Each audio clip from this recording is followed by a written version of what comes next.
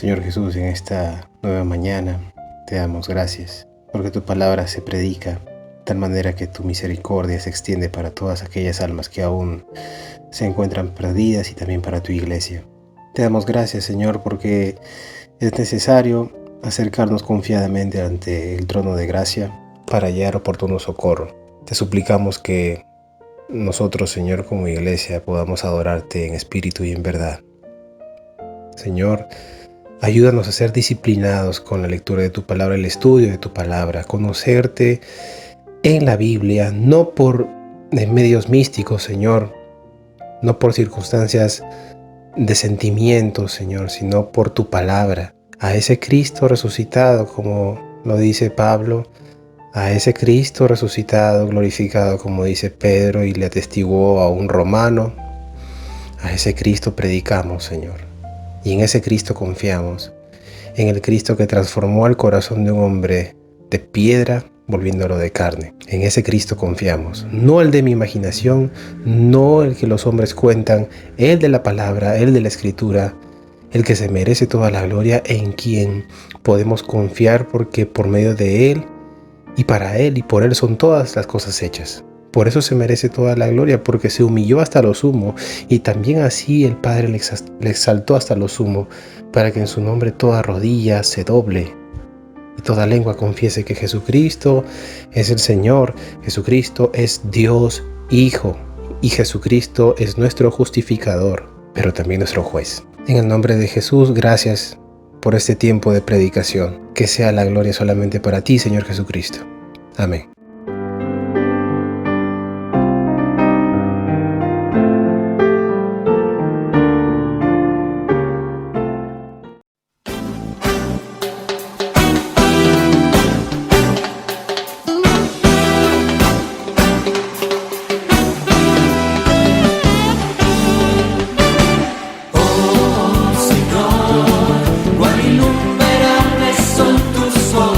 Hacen son todas ellas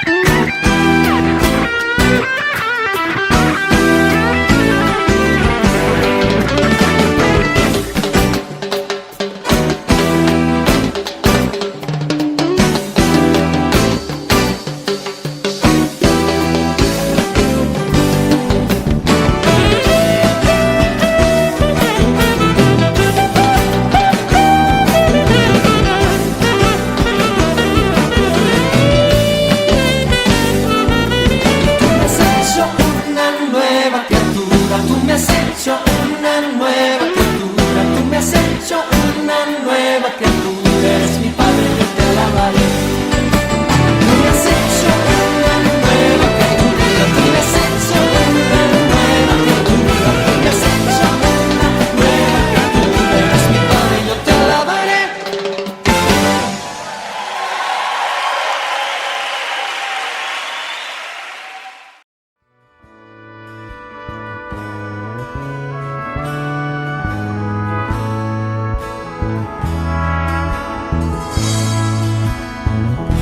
Señor mi Dios, al contemplar los cielos, el firmamento y las estrellas mil, al oír tu voz en los potentes truenos y ver brillar al sol en su cegnil, mi corazón entona la canción. Cuán grande es Él, cuán grande es Él. Mi corazón entona la canción. Cuán grande es Él, cuán grande es Él.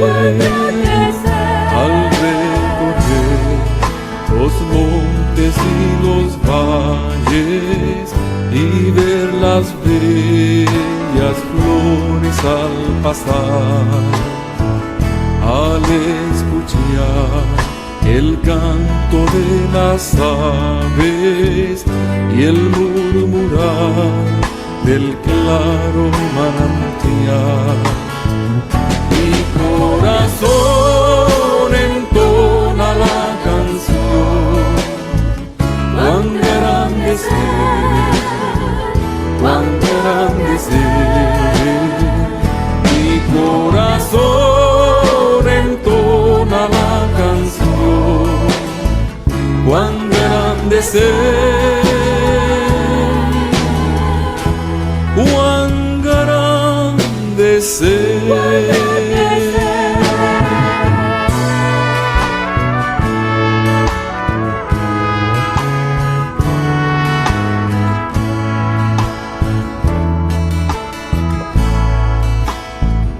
Cuando el recuerdo del amor divino que desde el cielo al Salvador envió, aquel Jesús que por salvarme vino y en una cruz sufrió por mí, murió. Mi corazón entona la canción. Cuán grande es Él, cuán grande es Él. Mi corazón entona la canción. Cuán grande es Él, cuán grande es Él. Cuando el Señor me llame a su presencia, al dulce hogar, al cielo de esplendor, le adoraré cantando la grandeza de su poder y su infinito amor. Mi corazón entona la canción. Cuán grande es Él, cuán grande es Él. Mi corazón entona la canción. Cuán grande es Él, cuán grande es Él, cuán grande es Él, cuán grande es Él.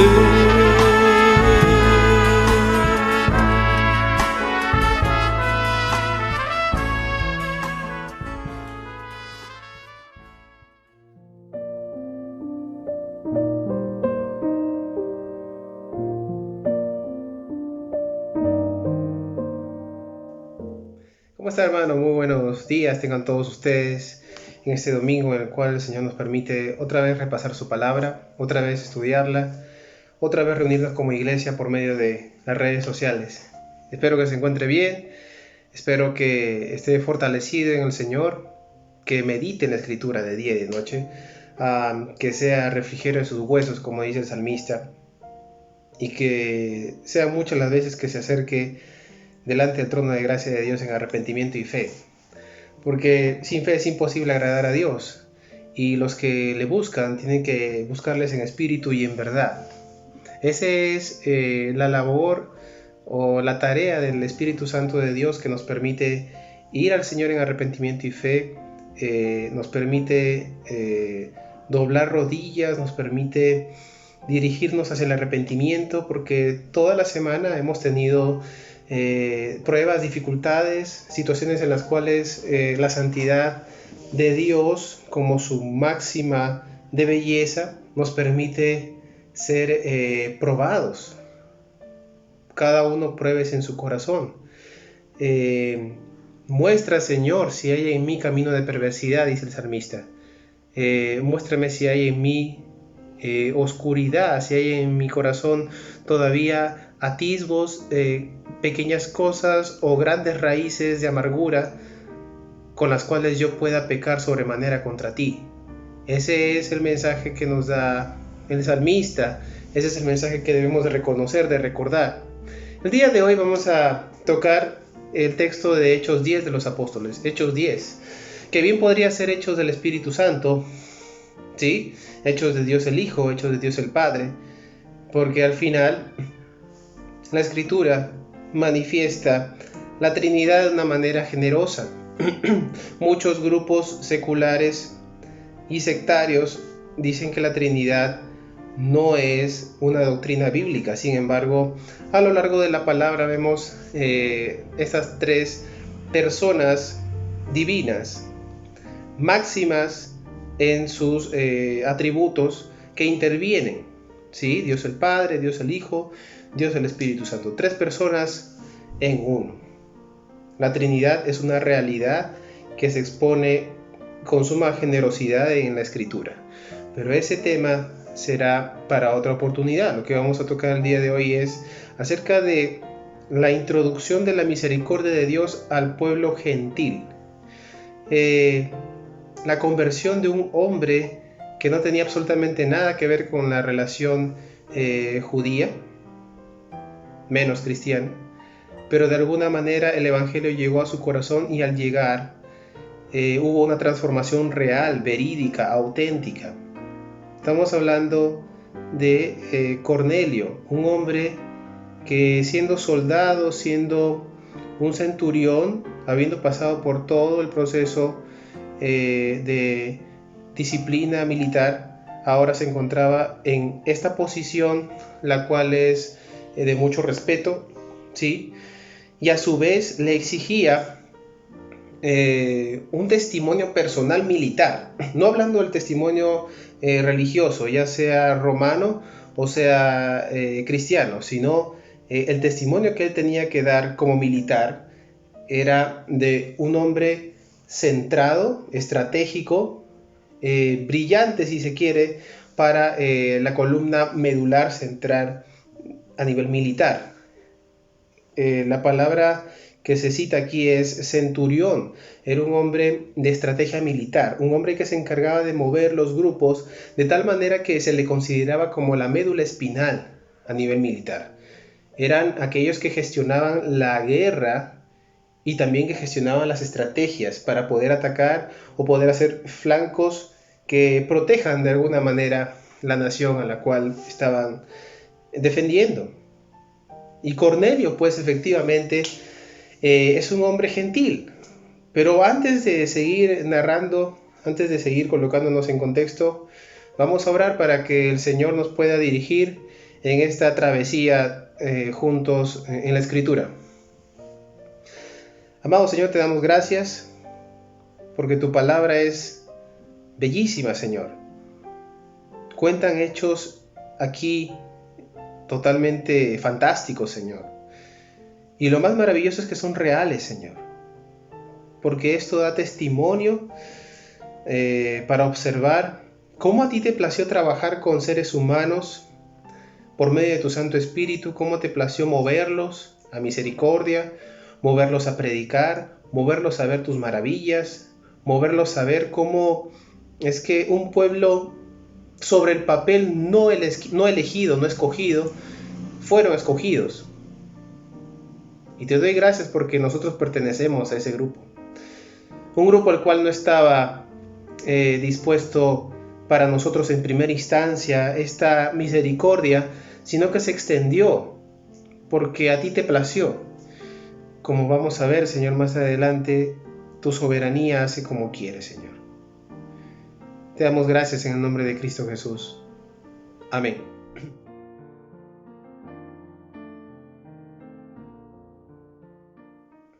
Muy bien, entonces nos ponemos en contexto. Estábamos hablando de Cornelio en el área de Cesarea, un área italiana, limítrofe italiana, de una localidad ubicada en el extremo italiano. Y aquí se ubica un hombre que era piadoso y temeroso de Dios. Un hombre piadoso y temeroso de Dios.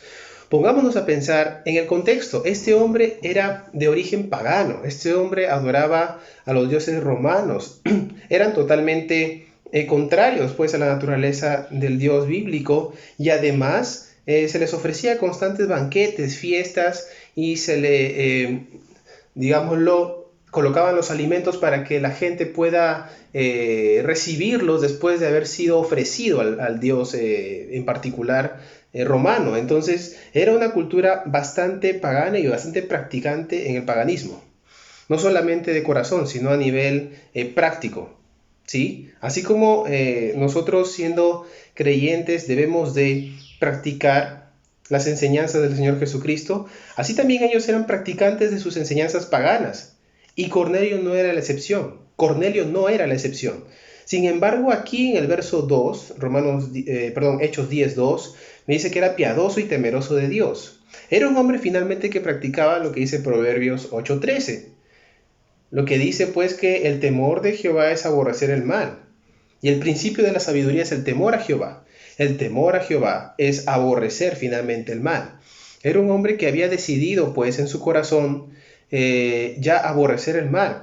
Era un hombre además que de alguna u otra manera había escuchado el mensaje del Evangelio y lo estaba practicando en sus fuerzas. Lo estaba practicando según lo que había escuchado. Lo estaba practicando con su familia, porque toda su casa, dice, sabía que era temeroso y era piadoso con toda su casa. Es decir, era un hombre que había compartido también lo poco que había escuchado del Evangelio. Qué interesante. Siendo un hombre pagano, se había esforzado para que de alguna manera el Evangelio también llegue a las personas, para que el nombre de Cristo llegue a ese lugar y para que en el nombre de Cristo ya no hayan prácticas paganas, al menos en modo grupal o personal, sino que ahora él estaba en sus fuerzas llamado a vivir una vida de creyente verdadero, una vida del verdadero creyente, no una pantalla, no una mentira, sino una verdadera vida cristiana.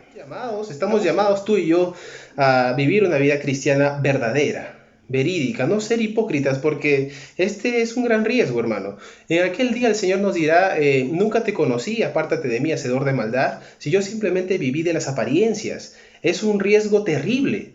No debemos de correr ese riesgo porque vivimos bajo el control del Espíritu Santo, aquel que dice en Efesios 5, 18 al 20, ese control nos permite tener el carácter de Cristo y ese carácter nos permite vivir en comunión con el Señor.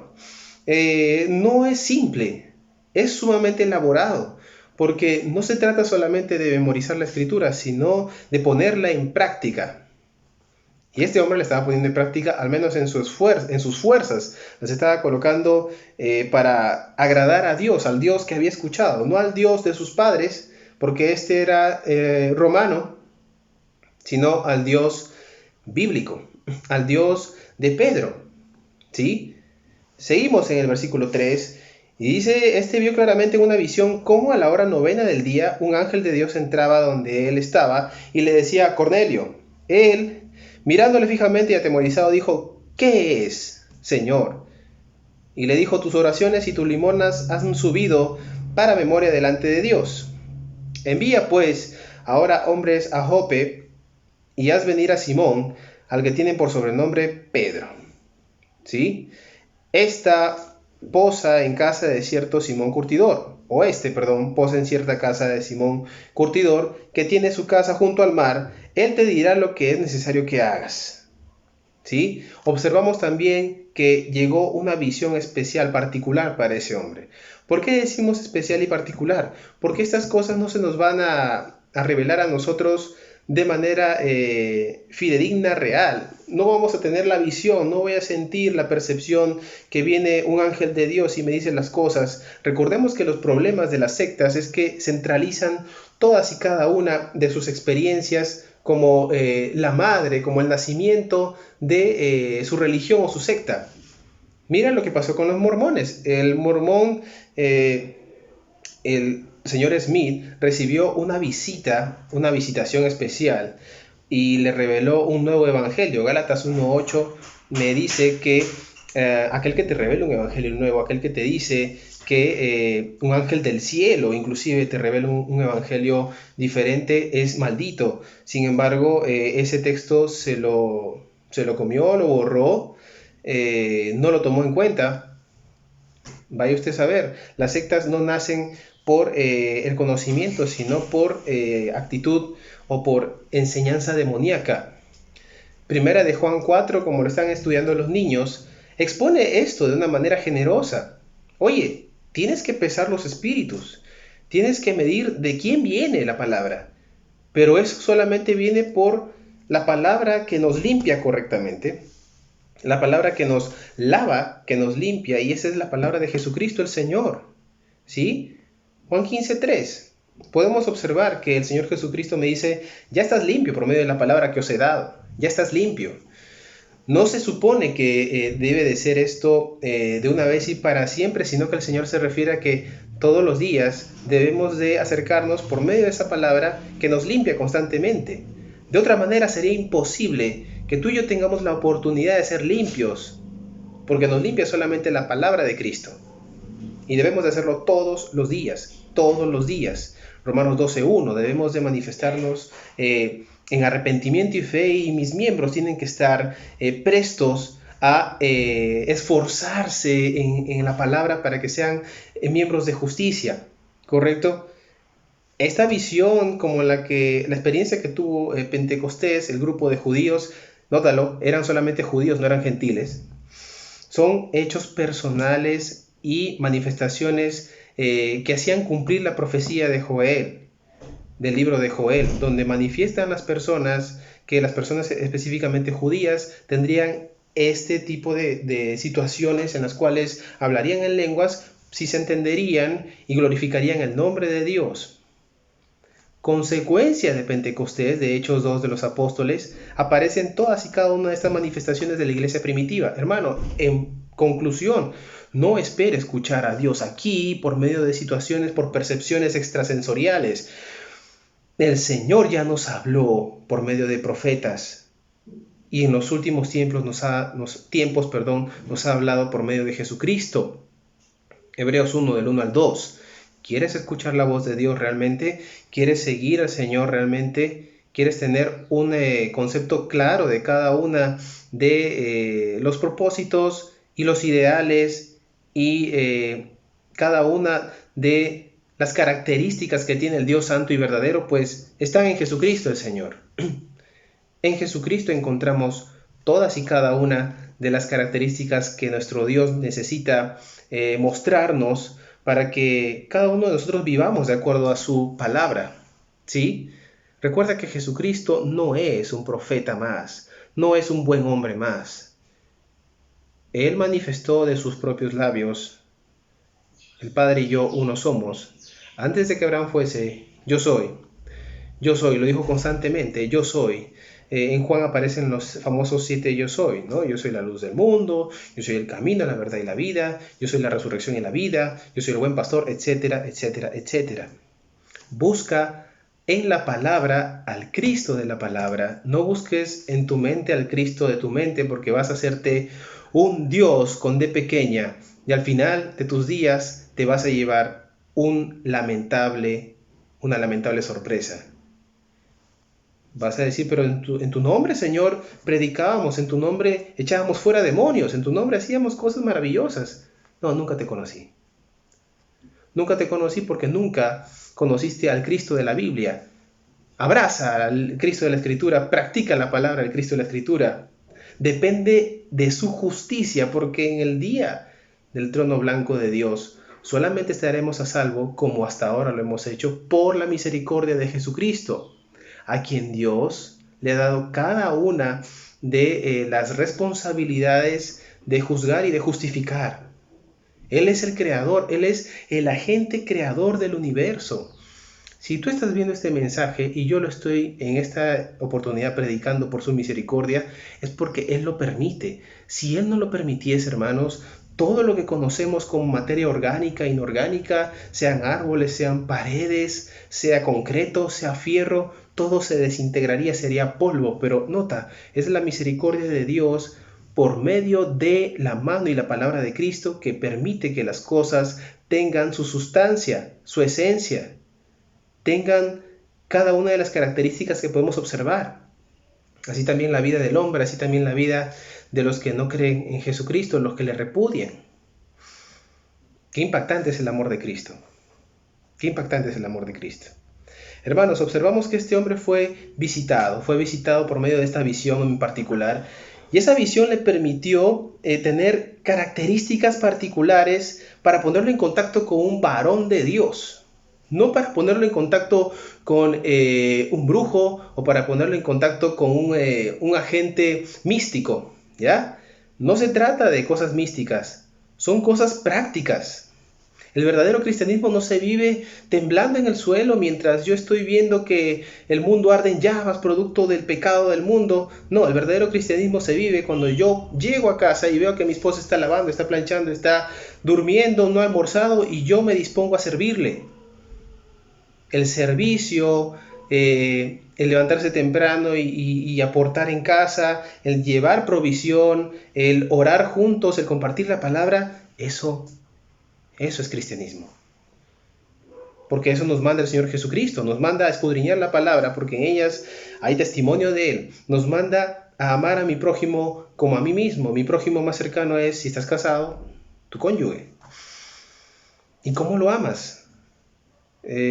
Amas diciéndole, ya, sírveme la comida, tengo hambre, tengo que salir otra vez, he tenido un día pesado, ya, hazme masajes, ya, por favor, pórtate bien. Ya, compartamos de una vez, vamos, apaga las luces. No se trata de eso. El cristianismo verdadero no es fácil, es práctico, es la filosofía verdadera, como diría Justino Mártir, un hombre defensor de la fe cristiana. Es la verdadera filosofía, sí, pero nota que todas y cada una de las palabras de Cristo tienen que ponerse en práctica, sobre todo cuando Él resumió la ley. Qué difícil. Muy bien, este hombre, Cornelio, había resultado un hombre piadoso, temeroso de Dios, un hombre que recibió una visión, un hombre que le dieron datos específicos. Envía pues hombres a Jope y haz venir a Simón, el que tiene por sobrenombre Pedro. Ya le había dado los datos de aquel a quien tenían que darle el mensaje para que le pueda manifestar palabra de Dios. ¿Sí? Le dio datos puntuales, hermano. Fueron muy puntuales los datos. Que vaya a Jope y que vaya a una casa en particular y que vaya a un hombre en particular. ¿Correcto? Entonces observamos que este hombre mandó a un soldado de los que le asistían, a los cuales envió a Jope después de haberles contado todo. Le manifestó su visión en Hechos 10 del 7 al 8. Mira tú la forma particular en la cual el Señor abre camino para los gentiles. ¿Te acuerdas de esa situación donde el Señor Jesucristo le dijo a la mujer, oye, yo he venido para la casa de Israel y no es bueno dar el pan de los hijos a los perros? La palabra perro en el Nuevo Testamento se manifiesta como un sinónimo usual para una persona que era gentil. El día de hoy esa palabra no tiene una connotación tan buena que digamos, pero en ese entonces era un sinónimo. Era un sinónimo, era una palabra similar, idéntica a decir gentil.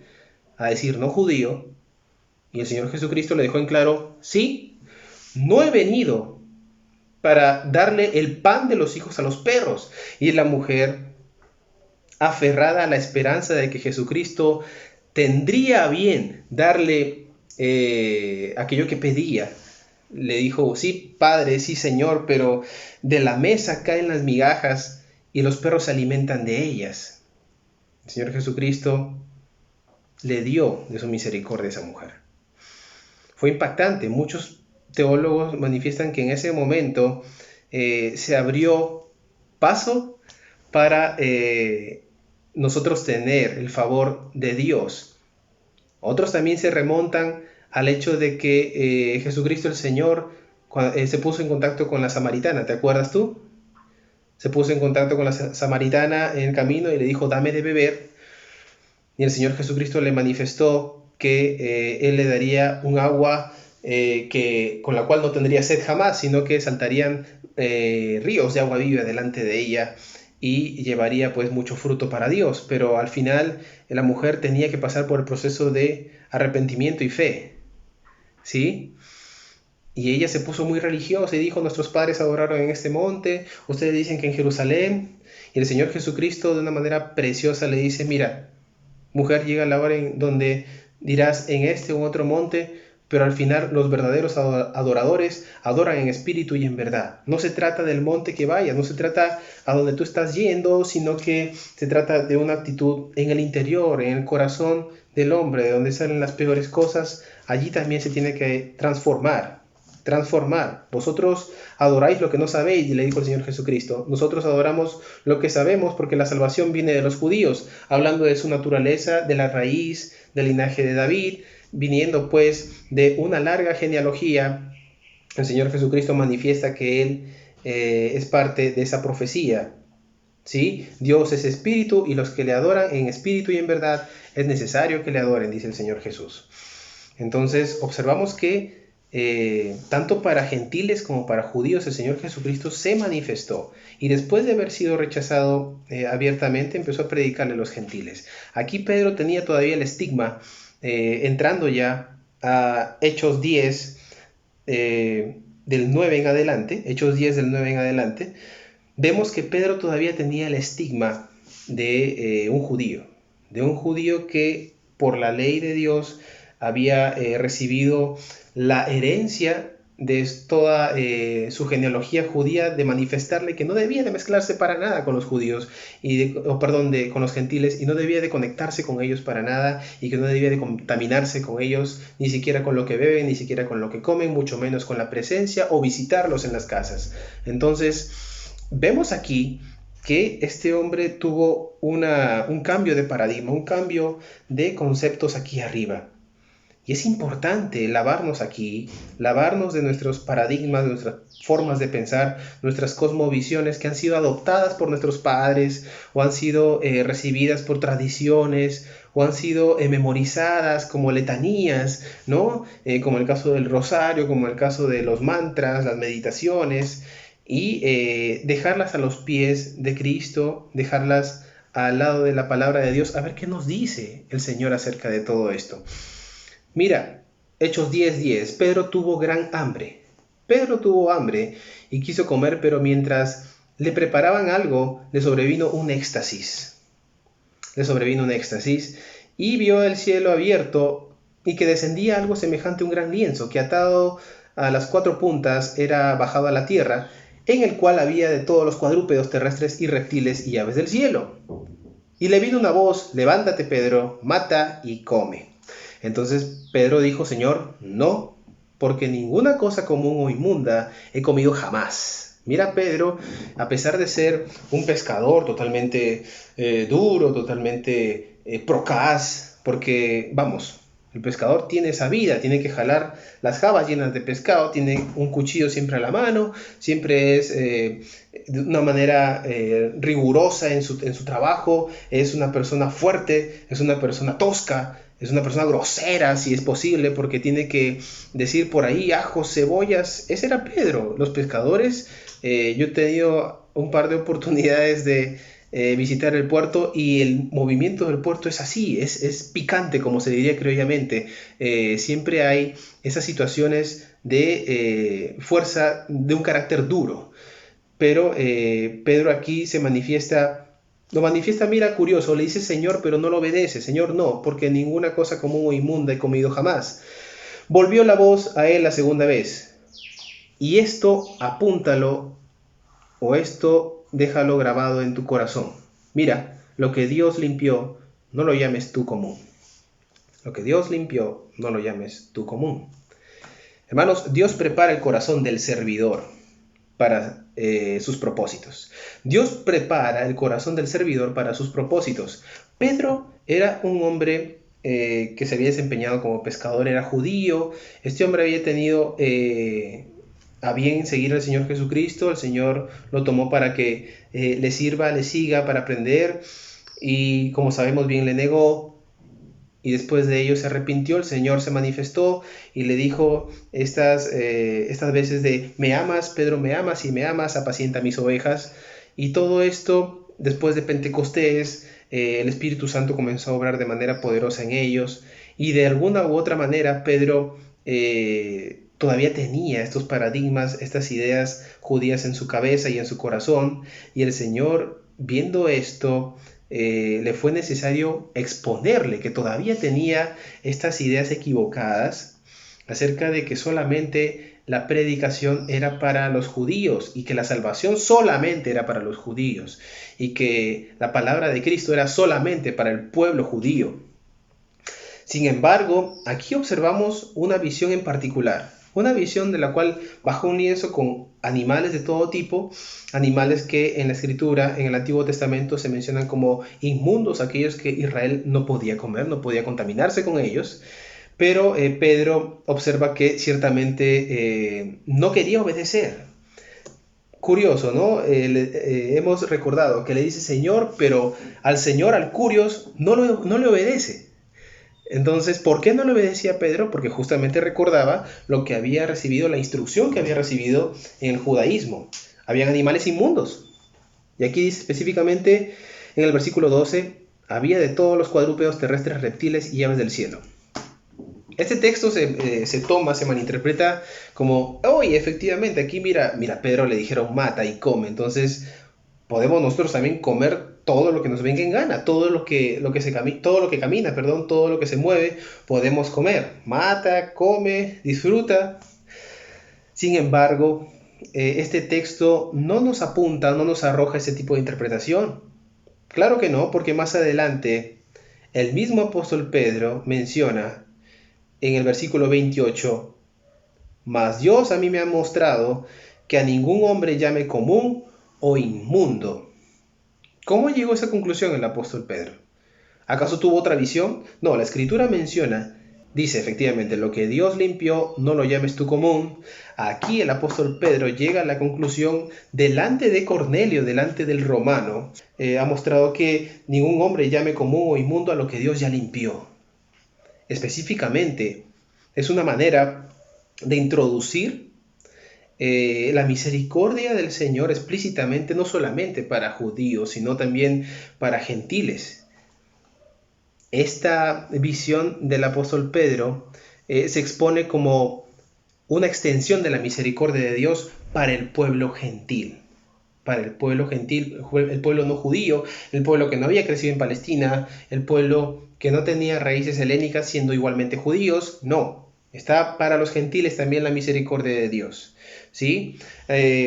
Entonces podríamos objetar: oye, pero si esto no me dice acerca de la alimentación, no me da carta libre, entonces ¿cómo puedo yo alimentarme?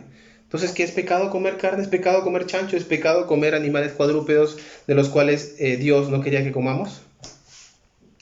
Al final, hermanos, la Escritura nos menciona que todo lo que hagamos, sea de comida, bebida, sea para la gloria de Dios. 1 Corintios 10:31. Si vas a comer, si vas a beber, hazlo para la gloria de Dios. Hazlo, como dice Eclesiastés 3:13, que solamente disfrutes del alimento con tu pareja, con tu familia, con todos aquellos que te rodean. Que disfrutes, porque esta es la parte que Dios te da. Y al final del libro también te dice, efectivamente, que el fin de todo hombre es este: temer a Jehová, temer al Señor y guardar sus mandamientos. Ahora, Eclesiastés cierra de esta manera, o expone de esta manera, pero nadie puede cumplir la ley, lo hemos resuelto con los devocionales, ¿sí? Entonces, esta visión del apóstol Pedro no nos manifiesta, pues, que sea de algo comestible o que ya tenemos carta libre para comer. No, no, no, no, no. Dice el versículo 17, y mientras Pedro estaba perplejo dentro de sí, sobre lo que significaría la visión, he aquí los hombres, ¿te acuerdas de que Cornelio había mandado? He aquí los hombres que habían sido enviados por Cornelio, los cuales, preguntando por la casa de Simón, llegaron a la puerta. Versículo 18. Y llamando, preguntaron si moraba allí un Simón que tenía por sobrenombre Pedro. Y mientras Pedro pensaba en la visión, le dijo el Espíritu: oye, he aquí, 3 hombres te buscan. Era la voluntad de Dios que este varón, este hombre Pedro, les exponga la palabra y vayan con ellos. Vaya con ellos. Levántate pues y desciende y no dudes de ir con ellos, porque yo los he enviado, dijo el Señor. El Espíritu Santo le dijo a Pedro. Entonces Pedro descendió a donde estaban los hombres que fueron enviados por Cornelio. Les dijo: he aquí yo soy el que buscáis. ¿Cuál es la causa por la que habéis venido? Al final el apóstol Pedro estaba también confundido, porque lo estaban buscando hombres que no eran judíos. Entonces, mira tú cómo trabaja el Espíritu Santo con un hombre como Pedro, un hombre totalmente duro, recio. A este le tocó observar que Dios, como dice más adelante el apóstol Pedro, no hace acepción de personas, sea judío, sea gentil, llámese griego, llámese romano, llámese peruano, llámese venezolano, llámese cubano, colombiano, lo que fuere. Dios no hace acepción de personas. Todos estamos bajo la misericordia de Dios. Todos estamos bajo la misericordia de Dios. Y cuando ingresamos ya a la plataforma de la gracia es porque justificados pues por la fe tenemos paz con Dios por medio de Cristo Jesús. Romanos 5:1. Primero tenemos paz con Dios y después ya entramos a la plataforma de la gracia. Y en esta plataforma de la gracia ya no somos enemigos, sino somos siervos de Cristo. Ya no somos impíos, si no somos justificados. Ya no somos pecadores, si no somos santos para Dios. Ya no somos impotentes, si no somos más que vencedores por medio de aquel que nos amó. No habiendo peleado la pelea que el Señor Jesucristo ganó, sino que el Señor en su misericordia y por su gracia nos permite ir en su carruaje y nos hace más que vencedores. Nos hace compartir, nos permite el disfrutar de su victoria, que nos saca fuera de nuestro raciocinio cuadrado, ¿no? Yo peleo, yo lo gano, entonces es mi victoria y si quiero la comparto con quien quiero y mi círculo es pequeño. Cristo, la victoria del Señor Jesucristo se comparte con todos aquellos que le recibieron, con los que creen en su nombre, a los que Dios le da potestad de ser hechos hijos de Dios. Entonces observamos que Dios prepara el corazón del siervo, el corazón del esclavo de Cristo para sus propósitos. Nos prepara limpiándonos de paradigmas, de pensamientos que son contrarios a la palabra de Dios. Aquí el Señor está tratando con Pedro para borrar ese paradigma de que solamente para los judíos es la salvación. Y fue abordado por hombres romanos, lo vemos en el versículo 21. Y luego 22, ellos le dijeron: Cornelio el centurión, varón justo y temeroso de Dios, y que tiene buen testimonio en toda la nación de los judíos, ha recibido instrucciones de un santo ángel de hacerte venir a su casa para oír estas palabras. Nota otra vez, hermano, no nos va a visitar un ángel a nosotros, a mí o a ti, no va a venir una voz del cielo. Este hombre, en esa circunstancia, en ese tiempo particular, en ese espacio particular, recibió la visita de un soldado de Cristo para darle instrucciones para recibir de su misericordia. Hermanos, fue una circunstancia aislada, fue un momento particular para ese hombre usando al apóstol Pedro. Esto no se va a repetir, no nos va a visitar absolutamente ningún ángel. Hermanos, sin embargo, recordemos pues que cualquier espíritu tiene que ser pesado, como hemos visto en el principio de la predicación. Primera de Juan 4. Manifiesto es el espíritu del anticristo, el cual viene y nos pervierte mediante sus palabras. Incluso puede usar la Biblia. ¿Cómo fue tentado el Señor Jesucristo en Mateo 4? Fue tentado con la palabra, pero usada de una manera torcida para los propósitos pecaminosos egoístas de Satanás. Pero el Señor Jesucristo manifestó: el escrito está, de una manera coherente. El escrito está de una manera acorde a la palabra de Dios, para la gloria de Dios, sin buscar el beneficio propio. Satanás buscaba el beneficio propio, buscaba pervertir el evangelio, buscaba torcer las escrituras. No permitas que tu corazón se tuerza con las escrituras que toman los de las sectas y las religiones paganas. No lo permitas. En la medida que tú dependas más de Jesucristo, el de la Escritura, vas a tener menos probabilidades de ser engañado, de ser engañada. Por eso medita en la Escritura. Medita, no para que seas más inteligente que el predicador, que el pastor, que el servidor, sino para que tú contemples la gloria de Dios mediante su palabra, para que le sirvas en arrepentimiento y fe, y para que seas un verdadero adorador, para que en ese día no encuentres culpa, sino encuentres gozo con tu Señor. Predica aquello que estudias si es que lo estudias, y si no lo estudias, pues ponte las pilas. Necesitas trabajar en el reino de Dios, porque esta vida es efímera, es corta. Debemos de pesar. En este momento pesa tu alma.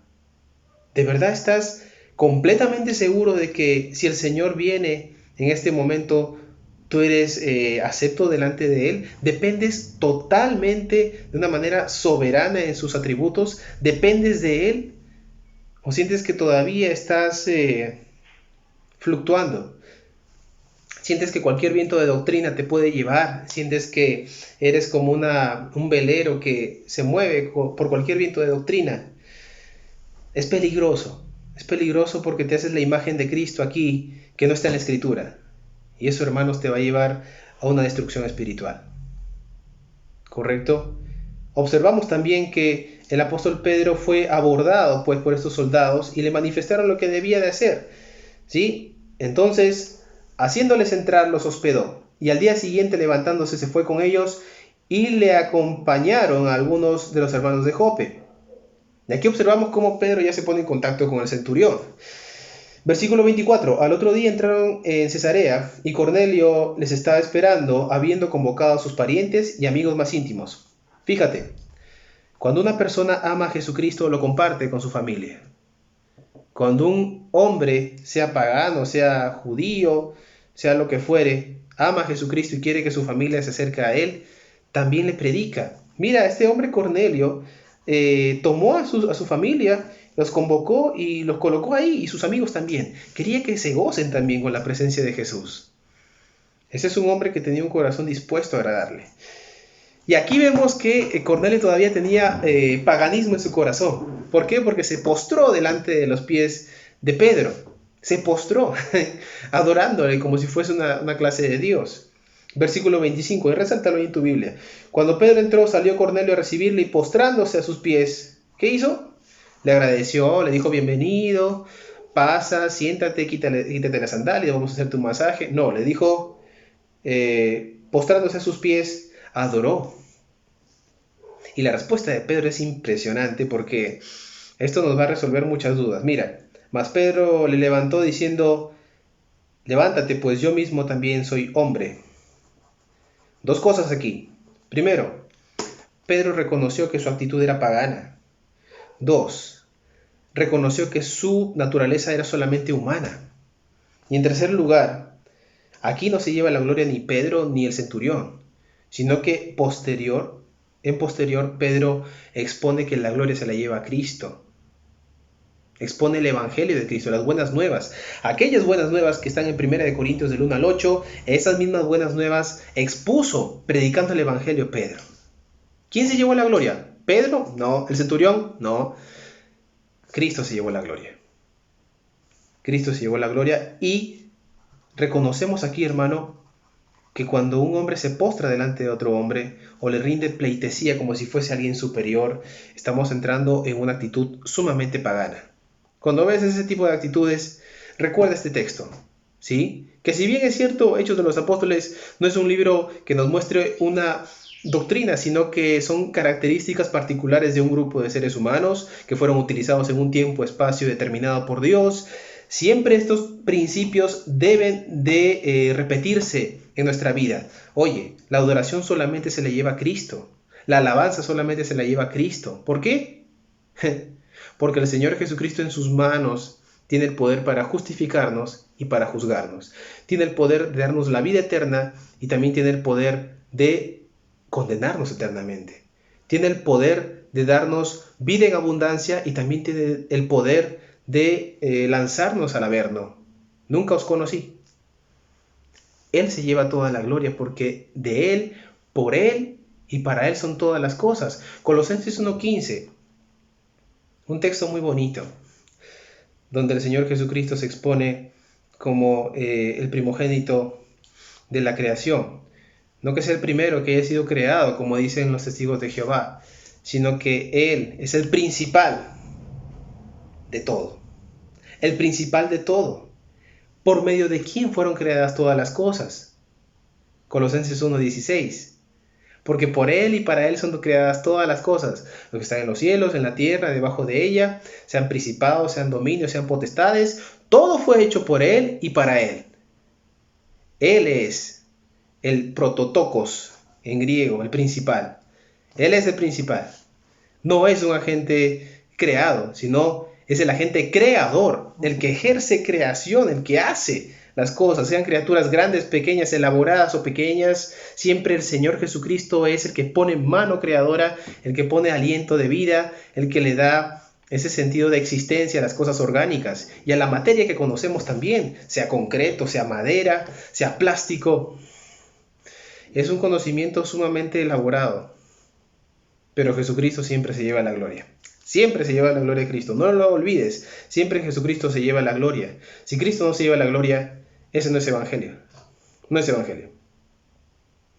Y les dijo, vosotros sabéis cuán abominable, 28, versículo 28, y también aquí observamos un poco grosero a Pedro, ¿no? Y les dijo, vosotros sabéis cuán abominable es para un varón judío juntarse o acercarse a un extranjero.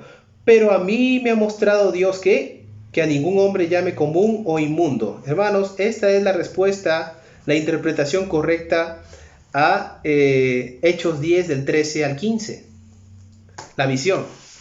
A ningún hombre que Dios ha limpiado o que ha declarado que sería limpio, llame yo inmundo. La predicación de la palabra tiene que ser para nuestros hermanos y sobre todo para aquellos que están perdidos. La mejor manera de predicar el evangelio no es necesariamente con mis palabras, sino lo que yo vivo. ¿Acaso estoy siendo sincero con mi esposa? ¿Estamos consintiendo en la escritura? ¿Estamos meditando en ella? ¿Nos pedimos perdón mutuamente por las cosas las cuales nos hemos ofendido, nos hemos faltado? ¿Soy amoroso eternamente con ella? ¿O simplemente estoy dispuesto a ser cariñoso cuando quiero obtener algo más? Todas esas circunstancias en el interior, todas esas sensaciones, sentimientos, son transformados por el Espíritu Santo de Dios. El Espíritu Santo de Dios hace que mi carácter sea el de Cristo. Entonces solamente así yo podría amar a mi esposa como Cristo amó a la iglesia y entregarme por ella en sacrificio. No haciendo lo que quiero, sino haciendo lo que el Santo Espíritu de Dios, por medio de su palabra, me permite hacer para darle la gloria a Cristo.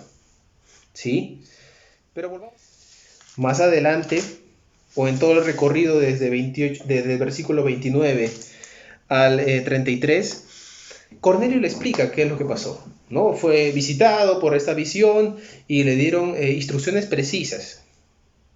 Y del texto 34, del versículo 34 al 43, el apóstol Pedro expone lo que tú y yo escuchamos una vez y escuchamos muchas veces. Y este santo evangelio, que es como un taladro, como una piedra la piedra cortada sin mano, que es el Señor Jesucristo, el Verbo, golpea y golpea hasta que ese corazón de carne o de piedra se vuelve de carne, nos transforma, nos da de un Santo Espíritu, y es allí donde el hombre pagano, el hombre gentil, el hombre que no estaba en una situación de bienestar con Dios, sino que era enemigo, era impío, se transforma en un siervo de Dios, un esclavo de Dios para servirle. Este proceso que pasó Cornelio también lo pasamos tú y yo. En mayor o menor medida, la santificación comienza a trabajar en la medida que trabajamos o que operamos en la esfera espiritual, en la medida que dependemos de Cristo más, en la medida que meditamos la Escritura más, en la medida que somos más responsables con la palabra en nuestros corazones, en esa medida el Señor trabaja en nuestro corazón, en nuestra vida. Pero si no dependes de la palabra, si no dependemos de la oración, entonces eso, hermanos, así como la persona que es irresponsable, se va a notar por los frutos. Se va a notar por los frutos. Una persona que es irresponsable en su trabajo, ¿qué va a pasar? Para empezar, sus superiores lo van a notar y lo van a votar. No va a durar en ningún trabajo, va a ser una persona poco prudente para laborar, va a ser una persona no grata. Debemos de ser responsables. El apóstol Pedro predica del versículo 34 al 43 la palabra de Cristo. Por ejemplo, en el 34 dice: Pedro, abriendo la boca, dijo: en verdad comprendo que Dios no hace acepción de personas. Romanos 2:11. Sea judío, sea gentil, el hombre verdaderamente hijo de Dios es, Romanos 2:28, aquel que en su corazón y sus vestiduras son interiores. Su corazón es circuncidado, transformado, y la vestidura de judío es en el interior. No se trata de lo que tengas afuera. Yo puedo ser chino, moreno, anglosajón, gringo, y al final eso no determina absolutamente nada. El verdadero hijo de Dios, el verdadero descendiente de Abraham, está aquí en el corazón circuncidado, Romanos 2:28, y el judío es en el interior, no en el exterior. La profecía para Abraham de que en él serían benditas todas las familias de la tierra es la extensión de este mensaje que estamos predicando el día de hoy. Dios de todos y cada uno de nosotros ha tenido misericordia. Y recuerda siempre que Dios de quien quiere tiene misericordia y a quien quiere endurece. Eso es ser soberano. Tú y yo no tenemos esa capacidad. Somos simplemente criaturas. El Señor es el agente creador. Jesucristo es el agente creador. Colosenses 1:15, Colosenses 2:9. Él es el Señor. Él es la plenitud divina. En Él reposa toda la plenitud divina. Él es el resplandor de su gloria. Él es el gran yo soy. Él es el poeta, el pastor, el gran coro, el que es, el que era, el que ha de venir, el león de la tribu de Judá. Él es el que camina sobre las aguas. Qué lindo, Job lo describe como el que camina sobre las aguas. Y Jesucristo caminó sobre las aguas cuando se asustaron los nobles apóstoles, los novatos apóstoles, los nuevos apóstoles. Cristo se lleva la gloria, hermano. Cristo se lleva la gloria. Este tercer punto: Dios muestra su soberana voluntad. Él hace como a Él le place. No hay nadie quien le diga, esto no lo puedes hacer, ¿qué haces? No hay nadie quien estorbe su mano. Él es soberano. Quédate con este atributo de Dios. Dios es soberano. El día de hoy nos puede acabar y eso no tendría absolutamente nada que ver, nada de malo, porque Él es soberano. Él es santo. Cristo manifestó que no debes de temer a aquel que mata el cuerpo, sino a aquel que puede echar tu cuerpo en el Hades, tu cuerpo en el infierno, en el Gehenna, ¿sí? Allá donde el fuego arde y la carne y el gusano de aquellos no descansa, sino que permanece allí, dándole estos picotazos de recuerdos donde se le predicó, donde se le dijo por medio de los padres, donde se expuso el evangelio, donde hubo oraciones, donde hubo llanto, donde hubo lágrimas. El único que te puede lanzar en el Gehenna es aquel que tiene el poder de la vida y de la muerte en sus manos. Este es el Señor Jesucristo. ¿Quieres temer a Dios? Teme a Jesucristo, que es el único que te puede lanzar al lago de fuego, al Gehenna. No, Satanás no tiene ese poder. Jesucristo tiene el poder. Y Él te puede lanzar al Gehenna. Dios prepara el corazón del gentil para sus propósitos. Dios prepara el corazón del servidor, del esclavo de Cristo para sus propósitos. 3. Dios muestra su soberana voluntad. Del versículo 44 en adelante, mientras aún hablaba Pedro estas palabras, el Espíritu Santo cayó sobre todos los que oían el discurso. Le manifestó al apóstol Pedro que ciertamente él no hace acepción de personas. Se lo manifestó. Se lo manifestó delante de él para que si quedaba algún atisbo de duda, eso lo resuelva. Porque por un solo espíritu fuimos todos bautizados en un cuerpo, sean judíos o griegos, sean esclavos o libres, y a todos nos dio beber de un mismo espíritu. 1 Corintios 13:13. 1 Corintios, 12:13. A todos nosotros nos dio beber un mismo espíritu. Ese hombre era romano, ese hombre no era judío. Ese hombre probablemente tenía muchas almas bajo su cuchillo, bajo su espada. Era un hombre como militar duro, contumaz, ciertamente muy parecido al apóstol Pedro. Agresivo, fuerte. Pero a estos dos varones, por un lado al redimido y por otro al que iba a ser justificado, a ambos les mostró su misericordia. Dios es soberano, hermano. Dios es soberano. Daniel 4:35, Isaías 46:10, Salmo 135:6, Romanos 9:16-18 es uno de mis preferidos. Dios de quien quiere tiene misericordia y de quien quiere endurece. No es de quien quiere ni de quien corre, sino de quien Dios tiene misericordia. Eso es precioso. Eso es precioso. Te damos gracias, Señor, por tu palabra. Gracias por tu mensaje, porque es tuyo, Señor. Señor, gracias porque cuando predicamos el Evangelio, Señor, sentimos una pasión, Señor. Señor, gracias. Ayúdanos a vivir el Evangelio, Señor. Ayúdanos a ser como Cornelio, un hombre piadoso y temeroso tuyo. Ayúdanos, Señor, a depender de tu Santo Espíritu, a escuchar tu Santo Espíritu mediante tu palabra, Señor, porque tú has hablado por tus profetas y en estos días has hablado por Jesucristo el Señor. Así como dice tu palabra, Señor, queremos escuchar tu voz. Aquí reside tu voz en la Sagrada Escritura. Queremos abrazarte, Señor, en el Evangelio. Aquí en tu palabra reside tu presencia. No se trata de sensaciones, percepciones místicas, Señor.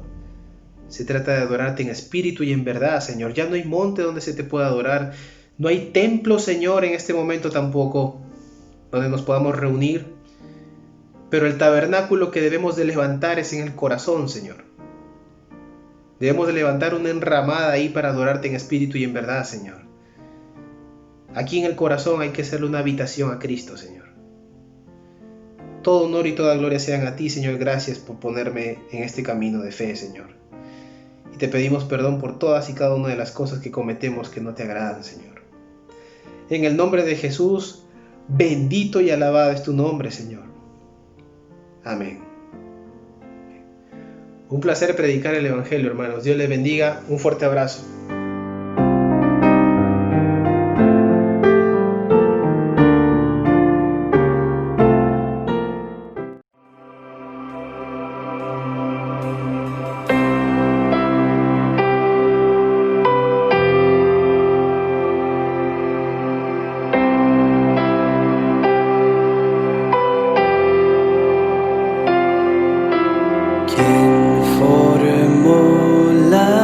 Olas al hablar, quien contó la arena en el mar.